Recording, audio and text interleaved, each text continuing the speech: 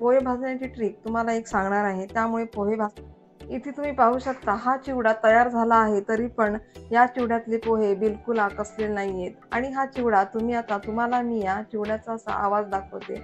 अगदी चुरचुरीत असा हा चिवडा तयार झाला. व्हिडिओ स्किप न करता तुम्हाला पाहायचा आहे, त्याच्यामुळे चिवडा हा डब्यात भरल्यावर सुद्धा अगदी संपेपर्यंत कुरकुरीत कसा राहणार हे तुम्ही या व्हिडिओमध्ये पाहणार आहात.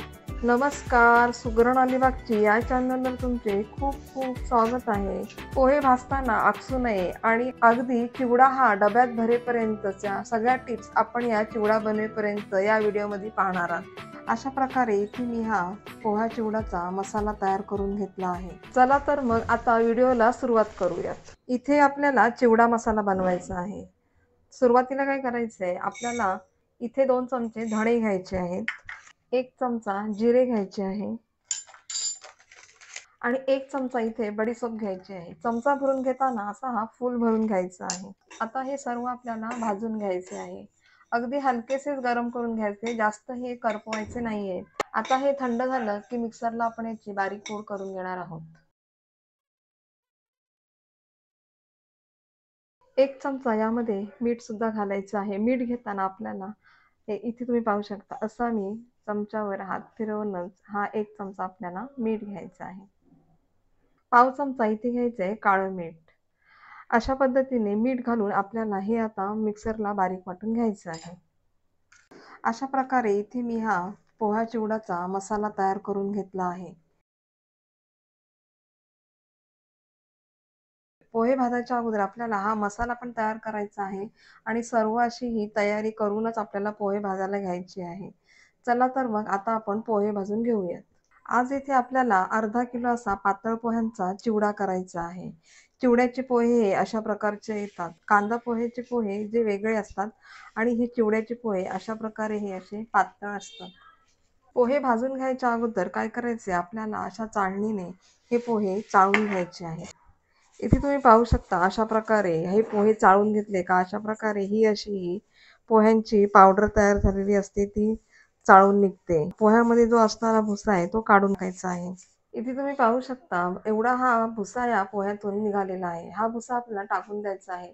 आता हे पोहे आपल्याला भाजून घ्यायचे आहेत. पोहे भाजण्याची ट्रिक तुम्हाला एक सांगणार आहे, त्यामुळे पोहे भाजताना याचा बिलकुल चुरा होणार नाही. कढई गरम झाली का गॅसची फ्लेम एकदम स्लो करायची आहे आणि स्लो गॅसवरच आपल्याला हे पोहे असे भाजून घ्यायचे आहे. पोहे एकदम न भाजता थोडे थोडे असे हे पोहे घेऊन असे 2 चमच्यानी हे पोहे हलक्या हाताने असे वरखाली करायचे आहेत. अगदी 2 मिनिटातच हे पोहे असे भाजून झाले आहेत. इथे तुम्ही पाहू शकता, अशा पद्धतीने पोहे भाजले की पोहे हे बिलकुल आकसलेले सुद्धा नाही आहेत. पोहे आता आपण काढून घेऊयात. असे मी थोडे थोडे पोहे घेऊन सर्व भाजून घेणार आहे. इथे सर्व पोहे पण भाजून झाले आहेत. अगदी अर्धा टक्के थंड झाले का इथे तुम्ही पाहू शकता, पोह्यांचा चुरचुरीत असा आवाज येतोय आणि पोह्यांचा असा चुरा होतोय. याप्रमाणे समजायचं की आपले पोहे व्यवस्थित भाजून झाले आहेत. पोहे आता एका पातेल्यात काढून घ्यायचे आणि बाकीचं साहित्य आपल्याला तळून घ्यायचं आहे. कढईमध्ये तेल घालून आता काय करायचंय, आपल्याला हे शेंगदाणे तळून घ्यायचे आहेत. इथे हे शेंगदाणे 1 वाटी असून अगदी वजनी प्रमाणात हे 100 ग्रॅम इतके घेतले आहेत.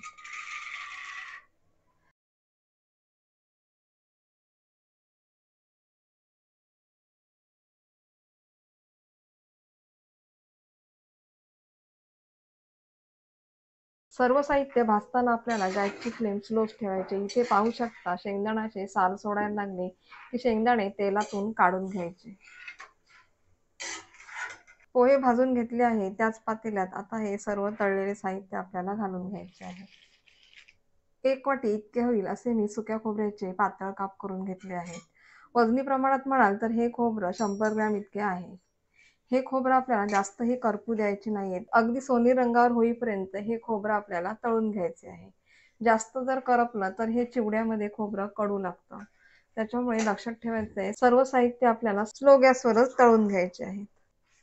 इथे पाहू शकता तुम्ही, अशा पद्धतीने आपल्याला सोनेरी रंगावर येईपर्यंत हे खोबरं असे तळून घ्यायचे आहे. ह्या खोबऱ्यावर जो काही तेल राहणार आहे, या गरम तेलामुळे या खोबऱ्याचा कलर आणखी चेंज होत जातो. त्यामुळे असेच तांबूस रंगावर खोबरं आले की तेलातून काढून घ्यायचे. अर्धी वाटी इथे घेतलेली आहे भाजलेली फुटाणा डाळ. वजनी प्रमाणात म्हणाल तर याचं वजन हे 50 ग्रॅम इतके आहे.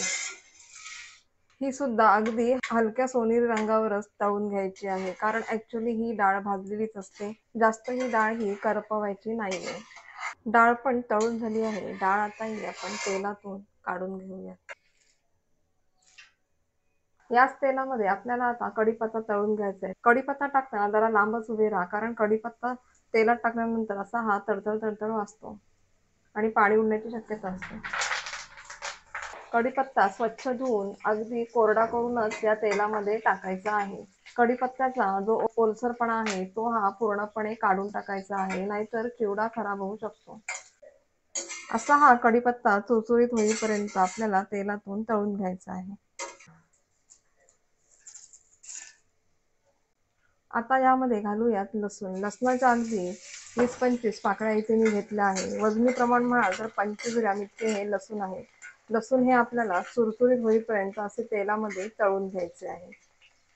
त्याचा सर्व ओलावापणा निघून गेला पाहिजे. अशा पद्धतीने हे लसूण आपल्याला तेलामध्ये तळून घ्यायचे आहे.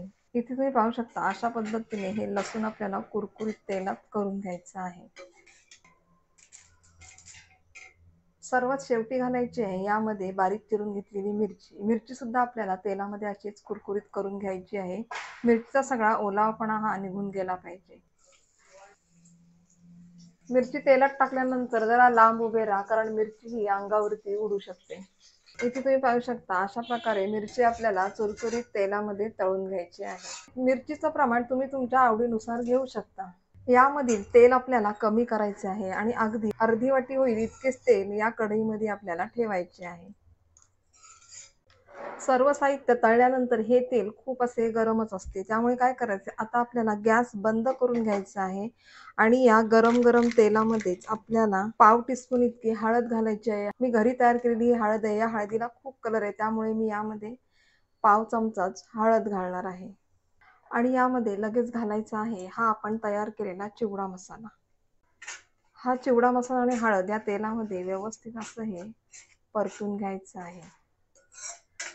तुम्ही वापरणाऱ्या हळदीला जर कलर कमी असेल तर तुम्ही अर्धा चमचा इथे हळद वापरू शकता. ज्याप्रमाणे हळदीला कलर आहे त्याप्रमाणेच इथे ही हळद तुम्ही वापरा. हे पोह्यांमध्ये जे सर्व तळलेले साहित्य आहे ते काय करायचे, असे हे पातेल्यात वर खाली करायचे आहे.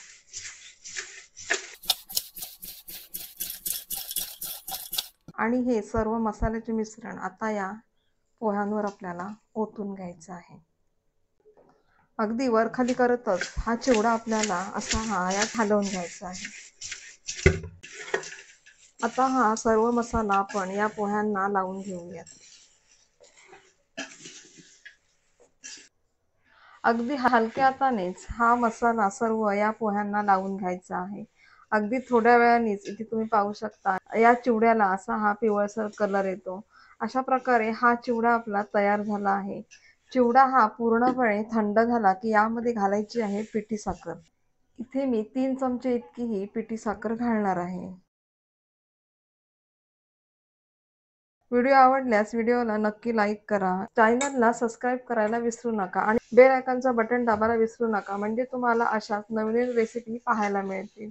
इथे तुम्ही पाहू शकता हा चिवडा तयार झाला आहे, तरी पण या चिवड्यातले पोहे बिलकुल आकसले नाहीयेत. आणि हा चिवडा तुम्हाला मी या चिवड्याचा असा आवाज दाखवते.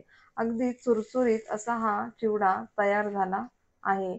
लक्षात ठेवायचं आहे, चिवडा हा पूर्णपणे थंड झाल्याशिवाय डब्यात भरायचा नाहीये. पातेल्याला बुडाला असा हा हात लावून पाहायचा आहे. पूर्ण पातेला आपल्याला असा हा थंड लागला पाहिजे. त्याच्यानंतरच चिवडा आपल्याला डब्यामध्ये भरून ठेवायचा आहे. चिवडा डब्यात भरताना डबा हा स्वच्छ घासलेला आणि असा हा पूर्णपणे कोरडा असला पाहिजे. बिलकुलही याला पाण्याचा ओलावा नसला पाहिजे.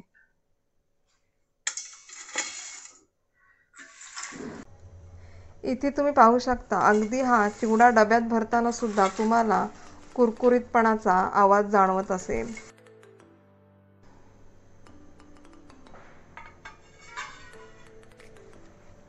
टिश्यू पेपर किंवा एखादा कोणताही नॉर्मल पेपर तुम्ही इथे वापरू शकता. असा हा डब्याच्या झाकणावर टिश्यू पेपर ठेवून तुम्हाला हा डब्याचं झाकण असं गच्च लावून घ्यायचं आहे.